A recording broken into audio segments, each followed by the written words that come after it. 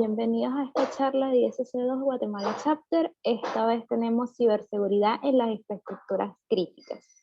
Hoy contamos con Antonio Cabrera, quien es ingeniero en electrónica, informática y ciencias de la computación, con más de 20 años de experiencia en informática y seguridad de la información. Actualmente es consultor en seguridad de la información, continuidad de negocio y ciberseguridad. Bienvenido, Antonio, y gracias por acompañarnos hoy. Muchas gracias, Alejandra, y saludos a cada uno de los participantes. Para mí es un gusto y privilegio poder estar en esta charla, ¿verdad? Y espero que sea de su utilidad. Creo que al final, pues todos estamos queriendo aprender más de este tema, ¿verdad? Y gracias ahí por conectarse. Voy a proyectar entonces.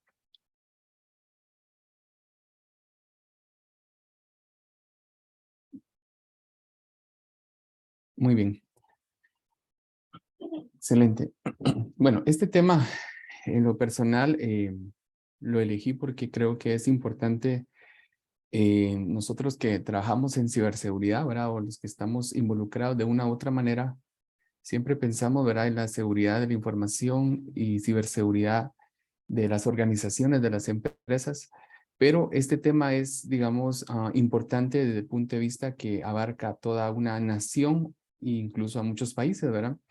Porque sabemos que hay activos que son muy críticos, no solamente en las empresas personales, sino también a nivel nación. A nivel nación, dentro de mi experiencia, tuve la oportunidad de estar asesorando, digamos, al gobierno en temas de ciberseguridad y estuvimos colaborando en varias iniciativas en este aspecto. Entonces, por eso consideré apropiado tocar este tema. Y al final, pues lo que pretendo, el objetivo es que nos despierte, ¿verdad? Este tema para poder, digamos, iniciar un camino, ¿verdad? De búsqueda e investigación, pero al mismo tiempo de colaboración, porque hace falta mucha colaboración en esta área. Ok, muy bien. Bueno, comienzo. Creo que todos nos dimos cuenta o nos enteramos de un ataque que hubo a la infraestructura petrolera de Arabia Saudita en el año 2019, donde fueron destruidas, ¿verdad? Mucho de todo el equipo industrial y prácticamente paralizó, ¿verdad? Por un tiempo la producción de petróleo. Y luego de eso vino una respuesta muy importante de Estados Unidos como un ataque cibernético, ¿verdad?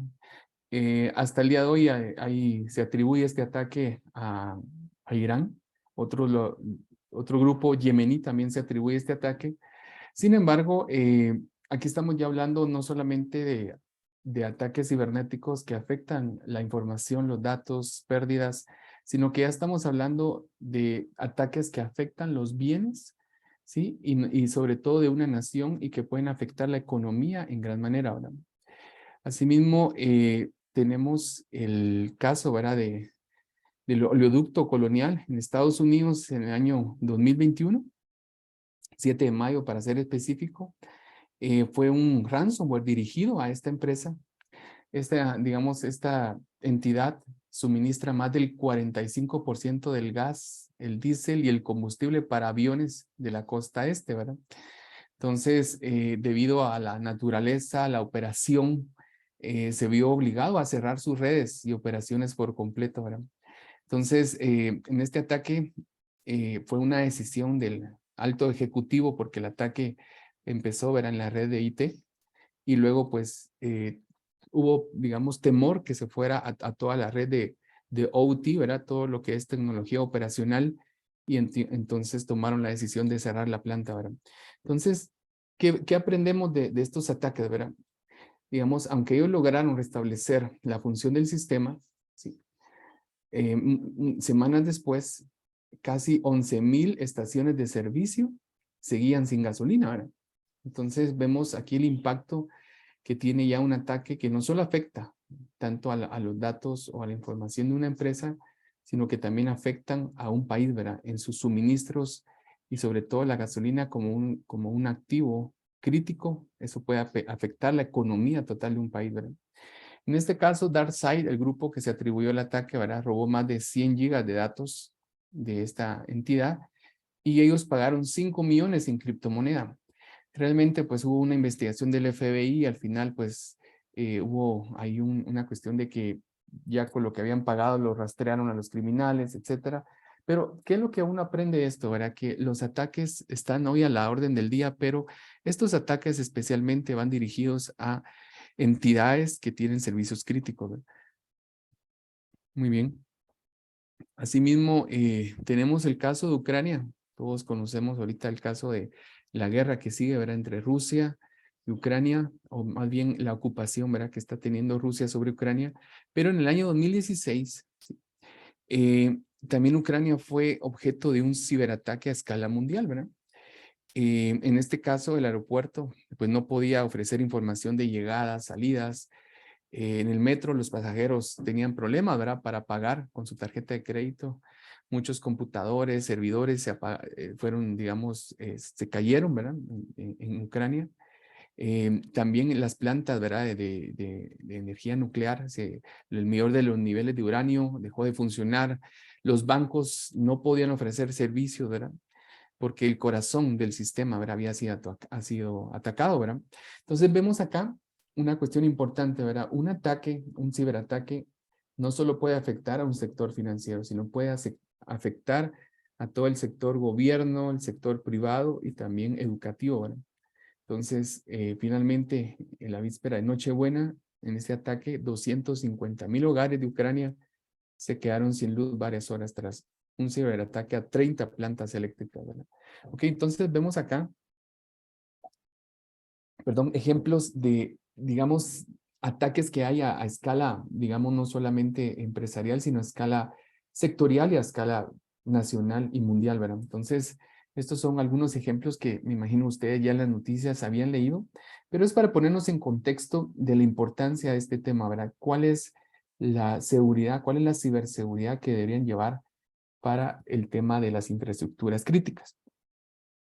Ok, aquí hay un reporte de Checkpoint. Dice, los ataques cibernéticos se utilizarán cada vez más como conflictos indirectos entre países pequeños, financiados y habilitados por grandes naciones. Entonces vemos acá, por ejemplo, el caso ahorita de Ucrania versus Rusia. Ellos siguen teniendo una guerra cibernética, es decir, los ataques se dan a nivel, digamos, país, pero digamos, siempre van a haber ataques cibernéticos, ¿verdad? Cuando hay una guerra, siempre hay ataques cibernéticos y eso es lo que conocemos o se le conoce como guerra fría cibernética. ¿Ok? Entonces, esto es un punto importante, ¿verdad? Sobre todo por los acontecimientos que hay, guerra entre país y país o bien, y también financiados, ¿verdad? Por grandes naciones. Muy bien, entonces, ¿qué son las infraestructuras críticas? Según la Directiva Europea del año 2008, la Comunidad Europea emitió esta declaración diciendo que las infraestructuras críticas son sistemas que se consideran esenciales y los servicios que prestan son vitales para las operaciones cotidianas, ¿verdad? Economía, seguridad y el bienestar general de las sociedades modernas, ¿verdad?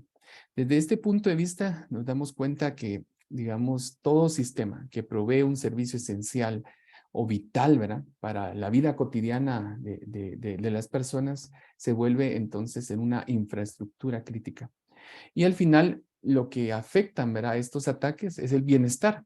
Por ejemplo, pensemos en un ataque a un hospital, afectan la salud, ¿verdad? De los pacientes. El ataque que ha habido, por ejemplo, de ransomware también para el caso de estaciones de trenes, impiden, ¿verdad? La movilización. Ataques al sistema financiero, pues también afectan, digamos, la economía, ¿verdad? Y eso, digamos, trae consecuencias de corto, mediano y largo plazo, ¿verdad? Entonces, eh, digamos, estos ataques han ido en aumento, ¿sí? En muchos casos, por ejemplo, la infraestructura que utilizan las entidades que manejan estos sistemas, por ejemplo, de distribución de energía y agua, utilizan tecnología antigua, es decir, que utilizan todavía equipos, servidores con sistemas operativos que quizá ya están obsoletos o que son vulnerables a explotación remota, ¿verdad? Tal fue el caso, ¿verdad? Hace varios años, como fue el caso de cuando fue WannaCry, se hizo un inventario, ¿verdad? Todos los servidores que habían sido atacados y se dieron cuenta que todavía utilizaban Windows, digamos, para servidor Windows 2003, Windows XP, Windows 7. Entonces, esto, digamos, tenemos que entrar a ver una problemática que es el tema de la entidad que tiene el servicio crítico, tiene, digamos, los recursos y tiene la madurez para poder, digamos, proveer todo lo necesario para que se utilicen equipos, digamos, modernos y que, digamos, no sean equipos vulnerables por el tema de obsolescencia, ¿verdad? Entonces, esto es un problema que hay y esto depende también de las entidades de gobierno que proveen los servicios críticos y también depende de la madurez que tengan las organizaciones, ¿verdad? ¿Ok? Bueno, según la estadística, una firma de investigación, Cybersecurity Ventures, dice que se producirá un ataque de ransomware a una entidad pública o empresarial cada 14 segundos.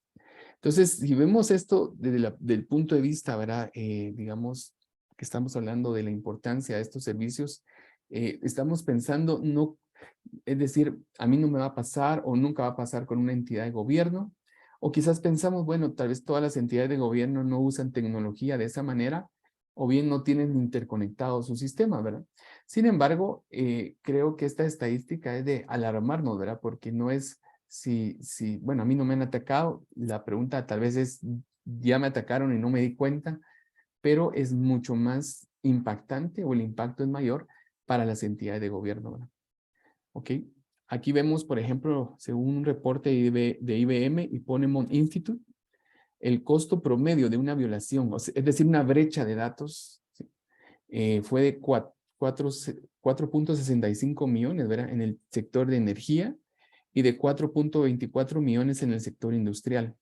Si comparamos esos 4 millones con el promedio de todas las demás industrias que es similar, nos damos cuenta que solo el sector energía, el sector industrial, el impacto de este tipo de ataques es bien, digamos, dramático, ¿verdad? Entonces, sí hay una preocupación, hay una, es decir, hay algo que nos hace pensar que sí, digamos, estos ataques contienen un impacto muy grande, ¿verdad? Para la sociedad y para las empresas. ¿Ok? Ahora, la cuestión es, tenemos redes de IT normales, ¿verdad? De tecnología. Tenemos redes de control industrial, las conocidas como OT. Y ahora nos damos cuenta que normalmente una entidad de este tipo tiene separado, segmentado, este es mi OT, control industrial, y este es mi IT. Sin embargo, hoy por la experiencia, ¿verdad? Y por lo que se ha dado a conocer, ahora ya están coexistiendo, ¿sí? Estas dos tecnologías, es decir, la IT y la OT ya están interconectadas. Entonces, eso es, digamos, un riesgo que hay, porque, digamos, en el momento, ¿verdad? Que primero se penetra a la red IT, luego por esa interconexión se va a atacar la red de control OT, ¿verdad? Entonces, este es un punto también importante a anotar para este tema que estamos hablando en esta tarde, ¿verdad? ¿Ok? Según Verizon, dice que el 98% de las infracciones en minería y servicios públicos y el 82% de la fabricación fueron causados, y estos son los vectores de ataque, ¿verdad? Primero, por ingeniería social, ¿sí? Ese es el número 1 en minería y servicios públicos. Asimismo, intrusiones en el sistema, ¿sí? Para todo el tema de las empresas que fabrican, y también incluidas las que involucran el robo de credenciales por medio de ataques a aplicaciones web. Entonces nos damos cuenta que los vectores de ataque, es decir, las formas de atacar a las redes de OT o bien a las entidades que tienen servicios críticos, no es muy diferente a lo que vemos hoy en día en ciberseguridad. Siempre la ingeniería social sigue siendo uno de los mayores ataques, ¿verdad?, que sucede hoy. Asimismo, las intrusiones, ¿verdad? El sistema, sobre todo en sistemas que están vulnerables, ¿sí? Y también el tema de robo de credenciales. ¿Ok? Muy bien. Ahora, hablando de los sistemas SCADA, los sistemas ICS, digamos, anteriormente eran sistemas que funcionaron pues mucho antes, algunos, o bien en el mismo tiempo que surgió el Internet y no estaban tan visibles. Sin embargo, hoy por hoy, ¿sí? Estos sistemas de SCADA y de control industrial cada vez están más visibles, están más accesibles en Internet. Me enteré de un ataque de un ataque que hubo a una planta de tratamiento de agua en Miami hace unos años donde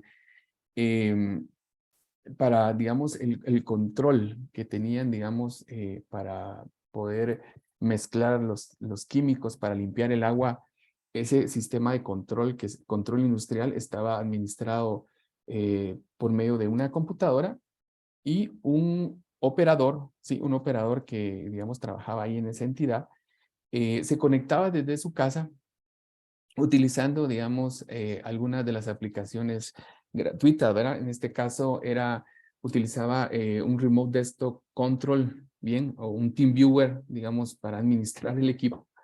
Y sucede que su contraseña, digamos, era bastante débil y al final un hacker vino, la averiguó y pudo entrar al sistema de la compañía en la red. Y ya estando en la red, como estaba conectada en la red de OT, se conectó al sistema, ¿verdad? Del sistema del procesamiento, digamos, computarizado que controla a los PLCs y todos los sistemas industriales.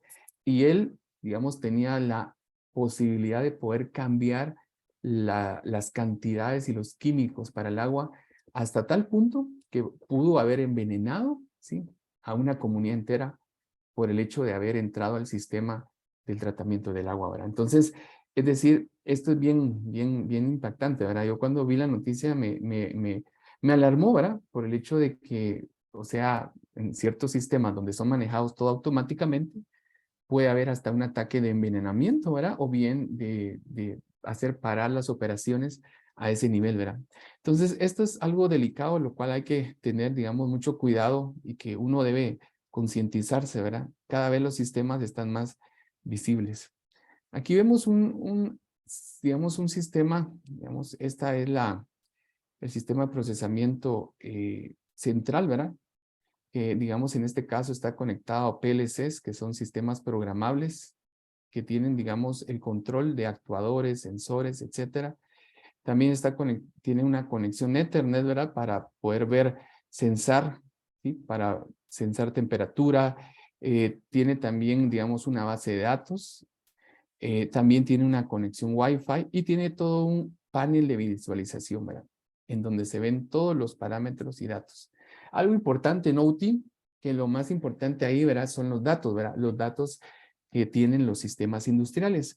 Por un dato, digamos, que proviene de un sensor o que viene de una máquina industrial, esos datos ayudan a digamos, a los ingenieros a tomar decisiones en base a cambiar parámetros, ajustar, configurar. Entonces, es bien delicado, ¿verdad? Entrar a una red de estas porque ya implica, digamos, digamos, el impacto puede ser a nivel industrial, pues, estrófico, ¿verdad? Entonces, es importante que nosotros comprendamos que al final los sistemas de OT son muy parecidos, ¿verdad? A los de IT, solo que a un nivel industrial y el impacto es mucho mayor. Entonces, es para que tengamos una idea. ¿Ok? Entonces, derivado digamos, de ese desarrollo, ¿verdad? Y todo lo tecnológico hoy actual, la protección de estas infraestructuras críticas realmente no solo es una preocupación personal, ¿verdad? O de un grupo, sino que es de Estado. Porque al final de eso depende, ¿verdad? Que todos los servicios funcionen y principalmente los sistemas de producción. Estamos hablando aquí de varios sectores, como por ejemplo puede ser el sector de aviación, el sector de salud, el sector energético, el sector de transporte, el sector digamos, gasolina energético, el sistema de agua, todo lo financiero, etcétera. Entonces, todos estos servicios que nosotros utilizamos, digamos, debe ser una preocupación a nivel Estado, gobierno, para que, digamos, estén protegidos, ¿verdad? En contra de cualquier ataque o amenaza, ¿verdad? Que pueda surgir. Ok, entonces, cuando hablamos de la ciberseguridad a nivel de OT, ¿sí? A nivel de infraestructuras críticas, debemos de saber que esto es, digamos, es importante, es clave para, digamos, proteger todo el entorno industrial y la infraestructura, ¿verdad?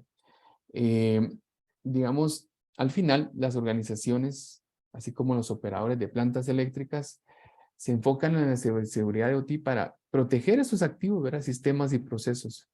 Y al final también hay regulaciones, hay mejores prácticas para poder resguardar, ¿verdad? Estos sistemas y también los servicios que proveen, ¿verdad? Entonces, esto, digamos, es un tema que creo que es importante que nosotros comprendamos, ¿verdad? De mejor manera de cómo resguardarnos, ¿verdad? Aquí tenemos algunos estándares, ¿sí? Que, digamos, esta fue una encuesta que se les hizo a algunas entidades en Estados Unidos. Y tenemos, por ejemplo, aquí algunos frameworks que utilizan para protección. Por ejemplo, en el tema energético, utilizan el NERC CIP, que es, digamos, para todo el tema energético, energía eléctrica. También se utiliza el NIST SP800-82, ¿sí? Para todo el tema del control industrial. También tenemos aquí de sistemas industriales, ¿sí? Algunas entidades dicen, nosotros no utilizamos ningún estándar de ciberseguridad, ¿sí? Ningún estándar específico, ¿verdad? Por otro lado, también el NIST Cybersecurity Framework es un framework que también se puede utilizar como guía, como base para proteger los servicios críticos. Yo no sé si ustedes saben, ¿verdad? Pero la historia del NIST Cybersecurity Framework fue derivado de una situación de ataques a la infraestructura crítica de Estados Unidos hace varios años, en el año más o menos 2012.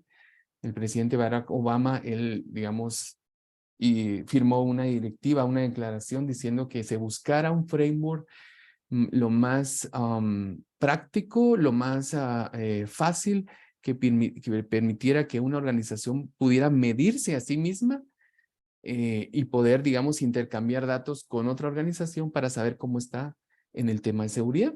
Y entonces de ahí nació el NIST Cybersecurity Framework porque se le hizo una petición a NIST para que desarrollara el framework. Y luego pues ya hemos visto que algunos de nosotros o nuestras entidades utilizan el framework. Pero el framework es bastante, digamos, ¿cómo decirles? Práctico porque me toma una foto a mí, hoy cómo estoy en mi seguridad hoy, luego me comparo por medio de controles que trae el framework y luego de eso yo establezco digamos, la madurez de administración de riesgos que yo debo tener. Hay 4 niveles y luego yo veo hacia el futuro, hacia dónde quiero estar, hacia qué quiero apuntar. Pero digamos, este framework fue diseñado específicamente para entidades de infraestructura crítica, para que nosotros podamos medirnos, bueno, qué nivel tenés, yo tengo este nivel, y poder, digamos, homologar, ¿verdad? Las posturas de seguridad. Asimismo, CISA también tiene, digamos, digamos, esta entidad de gobierno, ellos tienen, digamos, directivas, instrucciones específicas para todo el tema de infraestructura crítica, ¿verdad? Así vemos otras, DoD, CMC, NA 0809 y otras. Entonces, nos damos cuenta que estos frameworks ayudan a orientar, digamos, los esfuerzos que hay para el tema de infraestructuras críticas, ¿verdad? Pero no son los únicos, pero nos da una buena idea hacia dónde caminar, ¿verdad? Bueno, ahora la pregunta es, si sucediera un ciberataque hacia nuestras infraestructuras críticas actualmente, ¿verdad? ¿Cómo reaccionaríamos como país? Recordémonos que aquí vemos individuos, personas, empresas, entidades de gobierno, entidades académicas. ¿Cuál sería nuestra respuesta? Digamos, ¿será que estamos preparados o no estamos preparados? ¿Qué esfuerzos se han hecho respecto al tema de la protección para infraestructuras críticas? Ok, hace unos años la OEA nos hizo una medición, ¿verdad? Es decir, respecto a cómo estábamos como país. Hoy quisiera que nos pusiéramos la camisa no de una empresa o de un individuo, sino Guatemala, ¿verdad? Es decir, nuestro país. ¿Cuáles, digamos, o si hay algunas personas del extranjero, su país, cuáles son los caminos, cuál es el avance que se ha tenido en este tema? Nosotros fuimos calificados en el nivel 1, ¿sí? Es decir, en el nivel de identificación. Miren, el primer punto, se entiende poco o nada de los activos y las vulnerabilidades de la infraestructura crítica, ¿sí? Nacional, pero no han sido identificadas las vulnerabilidades o se han categorizado. Asimismo, eso es en el tema de identificar, es decir, no tenemos identificados los activos los servicios críticos ni las vulnerabilidades que las afectan. En organización hay interacción básica, ¿verdad?, entre ciertos ministerios gubernamentales, ¿sí?, y los propietarios, porque recordémonos que al final los propietarios de los activos críticos, algunas son, digamos, empresas del Estado, pero otras son empresas privadas. Sin embargo, ahí debe haber una comunicación entre Estado, gobierno y también estas empresas que proveen servicios críticos. Entonces estamos en el nivel 1, o sea, hay interacción básica. En el tema de planeación de respuesta, ¿sí?, no se ha discutido, porque si no hemos identificado los servicios, no tenemos un catálogo de infraestructuras críticas, no nos hemos organizado, no hay comunicación, entonces el plan, pues por supuesto, digamos, solamente hay ideas, hay reuniones, pero no ha habido un avance real. En el tema de coordinación, que es lo que mide la OEA, hay diálogos, como les digo, entre el sector público y privado. Yo he participado en algunos diálogos y sé que hoy han avanzado más en esto, pero digamos, no hay, digamos, una estructura como tal, ¿verdad?, en esa coordinación. Digamos, cómo vamos a intercambiar información, porque al final cada empresa es muy celosa de su información, ¿verdad? Bueno, yo soy la entidad o la empresa eléctrica, yo soy, digamos, la empresa de agua, yo soy la... Y no hay esa colaboración, ¿verdad? Hasta hace un par de años que ya surgió, ¿verdad?, una colaboración a nivel gobierno, pero que nosotros como profesionales de ciberseguridad deberíamos de seguir impulsando, ¿verdad? A nivel de gestión de riesgo, la sensibilización de amenazas, ¿sí?, por los operadores existe de forma aislada. Esta charla, ¿verdad?, es parte de la sensibilización, realmente ese es el enfoque de esta charla, ¿verdad? Es decir, cómo sensibilizarnos en este tema, ¿verdad? Porque, digamos, si no tenemos la sensibilización de las amenazas, no vamos a hacer nada al respecto, ¿verdad? Les voy a comentar algo muy particular que me sucedió en una charla, ¿verdad?, a nivel gobierno, donde se hablaban de estos temas y se decía, bueno, es que la gente de Guatemala no conoce del tema, no hay. Entonces le decía que sí, hay una comunidad y quiero decirles aquí, les dije, hay una comunidad de profesionales de ciberseguridad que se denomina ISS Cuadrado, que conocemos del tema de ciberseguridad, no somos expertos, o sea, en todo, pero sí podemos nosotros proveer, digamos, podemos aportar nuestro conocimiento en bien del país, porque se decía en esa reunión que todo tiene que venir de Estados Unidos, ¿verdad? No hay gente aquí, no hay profesionales, ¿verdad? Entonces, yo creo que esto es muy importante, o sea, tal vez el objetivo de mi charla quizás no es darles aspectos tan técnicos hoy, sino más que todo despertar o sea, sensibilizarlo, ¿verdad? De que si nosotros tenemos conocimientos de ciberseguridad o estamos en ese camino, nosotros podemos aportar mucho, ¿verdad?, para comprender los riesgos, para poder, digamos, organizarnos, coordinarnos en el sentido de apoyar a nuestro país en este sentido, ¿verdad? Muy bien. Existe una estrategia nacional de seguridad cibernética a nivel gobierno y, digamos, ahí se ponen 4 puntos importantes, ¿verdad? Primero, se tiene que diseñar e implementar un catálogo de infraestructuras críticas, ¿sí? Segundo, crear un Consejo Nacional de Protección de Infraestructuras Críticas para dar seguimiento a las políticas.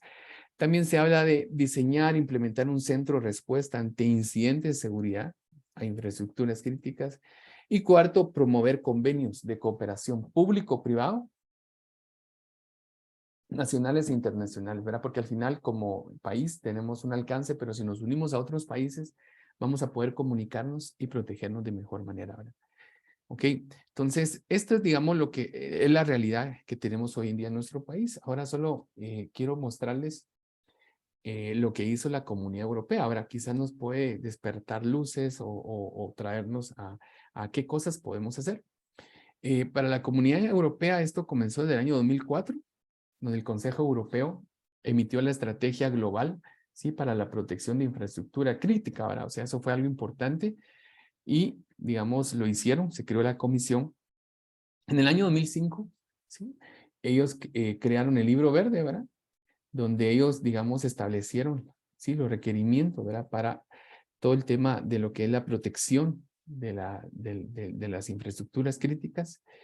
En el 2007, ¿sí?, ellos, digamos, vieron que la responsabilidad era el Estado y le dieron, digamos, soporte a la comisión. En el año 2008, ellos emitieron esa directiva, la que les mostré anteriormente, ¿verdad?, definiendo qué es infraestructura crítica, identificaron y designaron, ¿verdad?, esa infraestructura. Particularmente ellos empezaron con el sector de energía y de transporte, ¿verdad? Ese fue el primer avance que ellos tuvieron. Y esta es la directiva que les había mencionado anteriormente, donde se establece, ¿verdad?, un procedimiento de identificación, designación de las infraestructuras críticas europeas para evaluar la protección, ¿verdad?, con el fin de proteger a la población. ¿Ok? Entonces, ellos, digamos, avanzaron en eso, pero hay un país en particular que a mí me ha llamado mucho la atención, que ha avanzado mucho esto, es Holanda. Ellos, digamos, tienen una metodología para poder llevar a cabo la protección. Y es que ellos primero, digamos, consta de 4 pasos para llegar a un plan de protección. Primero es analizar la dependencia, ¿sí? Porque cada entidad depende de otras para los servicios. Análisis de los nodos vitales, hacer un análisis de riesgos y al finalmente desarrollar un plan de protección integral. Entonces, ¿qué es el análisis de dependencia? Se determina el conjunto, o sea, es hacer un catálogo de todos los productos y servicios que forman parte de la infraestructura crítica de la nación. Segundo, analizar las partes funcionales y cadena de suministro, ¿verdad? Porque cada producto conlleva una cadena de suministro y poder analizar esas partes funcionales. Y tercero, llevaron a cabo un análisis de riesgos. Identificaron las vulnerabilidades y amenazas de los productos, la probabilidad de ocurrencia, el impacto, y con esto pues determinaron los controles, ¿verdad? Casi como un ISO para aceptar, disminuir, transferir o evitar la ocurrencia del riesgo. Finalmente, desarrollaron un plan ya establecido para la protección de infraestructura crítica. ¿Ok? Entonces, ellos llevaron a cabo esto, diseñaron un cuestionario para cada entidad y cada entidad, por ejemplo, empresa eléctrica, el agua, otros sectores importantes o críticos, perdón, ponían qué es el producto que ustedes dan, cuál es el requerimiento legal para esto. ¿Puede usted dividir el producto o servicio en procesos subyacentes de entrada, salida? ¿De quién depende, verdad? Para poder, digamos, usted entregar este servicio. Características de falla y recuperación. Y también importancia en cuanto a los aspectos de cuidado de personas, animales, economía y evaluación de otros productos, ¿verdad? Entonces, ese cuestionario, y por supuesto esto llevó meses y años, ¿verdad?, desarrollar todo este proceso, pero finalmente ellos llegaron a esto. Y yo espero un día, como guatemalteco, que en nuestro gobierno podamos llegar a una definición, ¿sí?, de los sectores más críticos que tenemos, ¿sí?, y también de los productos y servicios críticos para nuestra nación. Entonces, ellos determinaron aquí 11 sectores críticos. Entonces, como les mencionaba, siempre la energía es un sector crítico ahora para muchos países. Telecomunicaciones, también tenemos aquí el tema del agua, la comida, la salud, las finanzas, el agua, ¿verdad? Superficial, el orden público, el orden legal, la administración pública y transporte. Pero interesante, ¿verdad? Si ustedes ven entre estos productos y servicios críticos, tenemos, digamos, el caso de la electricidad como tal, tenemos el gas para ellos, ¿verdad? Y también tenemos el tema de todos los servicios de comunicación que son claves para una nación, ¿verdad? Entonces, ellos obtuvieron, ¿verdad?, su cuadro, su catálogo de servicios, porque recordémonos cómo podemos proteger algo si no lo conocemos y si no podemos también medirlo, ¿verdad? ¿Ok?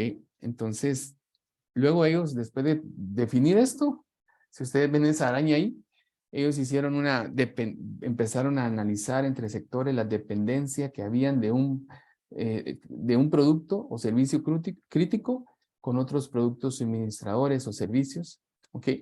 Por ejemplo, la interrupción en un tiempo prolongado en un producto puede tener un efecto cascada, ¿verdad?, en la oferta de otros servicios o productos críticos, ¿verdad? Entonces, se tomaron todo el tiempo para analizar y poder ver las dependencias, los efectos que hay a la hora de que se interrumpa un producto o servicio.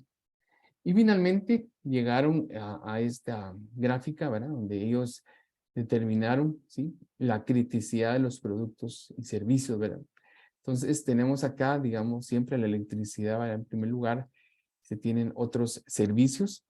Cuanto más alto de la derecha es más crítico. El eje horizontal es la cantidad de daño. y el vertical el número ponderado de dependencias críticas. ¿Okay? Entonces, digamos, es un ejemplo, ¿verdad?, de un país que ya tiene, digamos, un avance significativo para la protección, ¿verdad? Entonces, ¿cuáles son los desafíos, ¿verdad?, de todo esto? La lista, digamos, miren, yo escuchaba, hay un comentario que una de las discusiones más grandes que hubo al momento de sentarse en las mesas es ¿qué es crítico? Yo no sé si ustedes se han puesto a pensar, ¿verdad? A veces somos un poco, digamos así, filósofos, ¿verdad? O reflexivos, que lo que es crítico para mí no es crítico para ti. Y fue una discusión que llevó horas, dice, al final ellos tomaron otra decisión, ¿verdad? De verlo a nivel, digamos, más objetivo. Pero ese es uno de los desafíos, ¿verdad? Definir qué es crítico, definir esta lista, ¿verdad? De servicios críticos no siempre, digamos, no es fácil y también debe ser adaptada a cada país, ¿verdad? Asimismo, los criterios de criticidad, ¿verdad?, para la identificación de activos, ¿ok?, respecto a las interdependencias. Y también otra cosa importante que aquí es donde les decía yo, ¿verdad?, que nosotros tengamos una colaboración muy estrecha entre sector público y sector privado, ¿verdad? Porque esto es clave. Al final, pues una nación no solo depende del sector público o privado, sino que necesita de todo, ¿verdad? De todos los actores, ¿ok? Entonces, al final, eso es lo más importante, ¿verdad?, en este desafío, ¿ok? Bueno, yo quiero dejar aquí para ver si hay algún comentario o pregunta, ¿verdad?, al respecto. No sé si Alejandra me va a apoyar ahí para las preguntas o las voy leyendo ahí en el chat. Bueno, aquí tenemos la participación de Laurita Cortés, de que no estamos preparados para un ataque actualmente. Raimundo López nos pregunta qué estudio es, dónde lo podemos ver. Esa era en referencia a la lámina donde teníamos los niveles. Luego de la pregunta de si estábamos preparados para un ataque de ciberseguridad. Ah, ok. Voy a volver aquí para...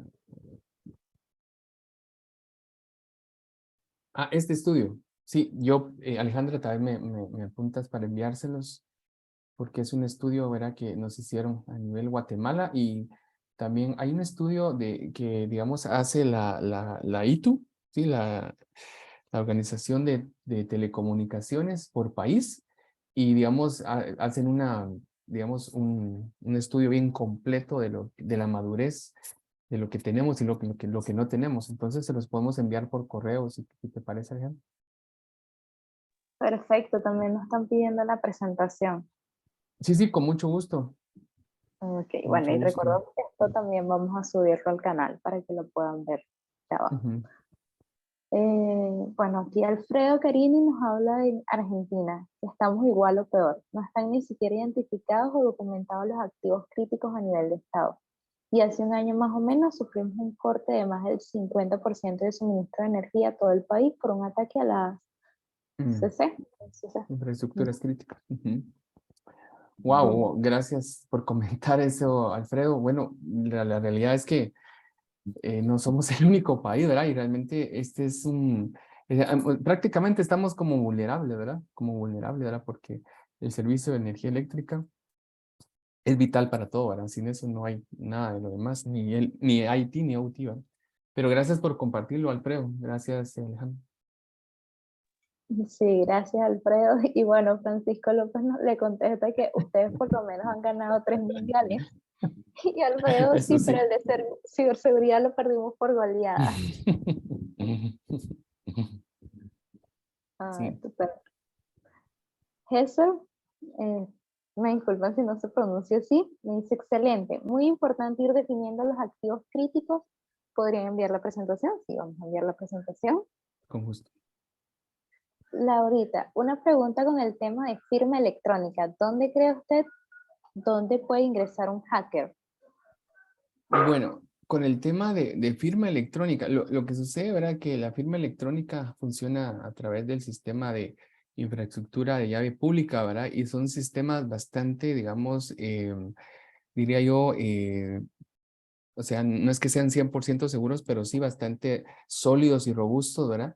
Entonces, lo que podría comprometerse son las llaves privadas, ¿verdad? Y para poder comprometer una llave privada y poder tener acceso a una firma, bueno, sí es complejo. Yo diría que, digamos, sería para que el hacker lo pueda hacer, es que pueda comprometer, ¿verdad? Las llaves privadas, ¿verdad? Del sistema y de la autoridad de todo el sistema de PKI, ¿verdad? Sí, eso para esa pregunta, ¿verdad, Alejandro? Sí. Perfecto, gracias, Antonia. Bueno, Cecilia nos pregunta, ¿alguna herramienta open source que puedas recomendar para que pueda ser útil para identificar los activos de Otter, cosa que se defina en la base de datos de activos? Ok, muy buena pregunta. Voy a, si quieren, digamos, lo que se me ocurre, porque digamos lo que hace la pregunta es cómo identificar los activos de OT. Digamos, por ejemplo, en el caso de, hay herramientas, digamos, bueno, en este caso no son gratis, pero caso de Nessus, caso de CyberArk, son algunas herramientas que sirven, ¿verdad? Para, digamos, identificar activos y para poder, digamos, analizar vulnerabilidades en esos activos de OT. Eso podría yo mencionarle, pero déjeme también me apunta, Alejandra, a buscar alguna herramienta que nos pueda apoyar para esto, pero de open source, ¿verdad? Pero en sí de pagadas, yo mencionaría digamos, Nessus, CyberArk, Tenable, ¿verdad? Que tiene soluciones para OT. Y también otra cosa importante que ya no les puedo mencionar es que en el Mitre Attack, es decir, digamos, en el Mitre Attack hay una forma de poder, digamos, levantar una capa para todo lo que las amenazas que son para OT. Y eso nos puede dar una referencia si nosotros tenemos activos de OT, es decir, cuáles son los patrones de ataque que son más comunes, ¿verdad? Por los grupos criminales. Entonces, en el Mitre Attack también nos puede servir para eso, ¿verdad? Okay. Sí, Alfredo nos agrega que la mejor herramienta open source para eso es el cerebro. Hay que hacer un análisis detallado, qué tan crítico es el activo que se Sí, analiza y las sí, consecuencias de interrupción. sí, Eso es es correcto. una buena herramienta. También es cierto. Y Marlon Lee nos agrega aquí OC Inventory, un link, Open Audit en Map. Ok, También. excelente. Excelente, gracias, Marlon. Y bueno, y Raimundo dice, Guatemala Leaks afectó a Guatemala porque se reveló información a nivel de seguridad nacional. Por supuesto, digamos, aquí ya vemos un caso, ¿verdad? Digamos, estos leaks, estas fugas de información, pues ya comprometer, ¿verdad? Información a nivel de seguridad es delicado, ¿verdad? Y pues puede trae consecuencias, ¿verdad? Para toda la nación, ¿verdad? Ujú. Bueno, y hasta ahora no tenemos más preguntas. No sé si la audiencia quiere algún comentario, contarnos de dónde se conectan. Vi que hay personas conectadas de Las Vegas. Ah, ok, Randy, saludos hasta Las Vegas. Vegas. Ujú. Qué interesante. Y bueno, Antonio, gracias por participar en la charla de hoy, compartir tu conocimiento con nosotros. Muchas gracias Alejandra y a todo el equipo ahí de ISS Cuadrado, ¿verdad? Gracias por la oportunidad y pues yo creo que les dejo ahí una semillita, ¿verdad? Para que sigamos investigando, ¿verdad? Y poder nosotros colaborar al final como dice ISS Cuadrado, en nuestro código ética hay una declaración, ¿verdad? Que debemos de buscar el bienestar de la sociedad, ¿verdad? Y yo pienso que esa es una responsabilidad que tenemos todos los profesionales de ciberseguridad. Así es que ánimo, ¿verdad? Y sigamos ahí investigando a ver cómo podemos apoyar. Exactamente. Por aquí nos saluda Raimundo desde México, Cecilia desde Perú. Bueno, muchos agradecimientos por tu excelente presentación.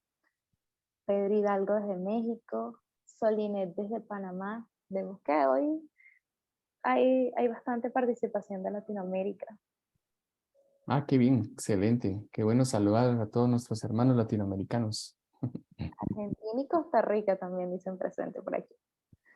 Y bueno, les quería comentar que la próxima charla de ISC2 será el jueves 27 de abril, el cuarto jueves del mes, y va a ser sobre implementación práctica de hardening básico para un servidor Ubuntu. Eso va a ser a cargo de Víctor Humberto Salazar Morán. Ya les paso por el chat el link de registro, que ya va a estar activo. Igualmente se va a publicar por LinkedIn. Y bueno, ya tienen la invitación. Y bueno, les recordamos que estas sesiones van a ser grabadas y subidas al canal. Y gracias, Antonio. Si no tenemos más participación de la audiencia, creo que podemos finalizar la charla de hoy, agradeciendo a todos los asistentes y a ti, Antonio, por compartir este espacio. Excelente, quedamos ahí en deuda con la información que enviamos y pues muchas gracias por su atención, que tengan todos muy buena tarde, feliz noche. Exactamente. Muchas gracias y feliz día. Feliz tarde.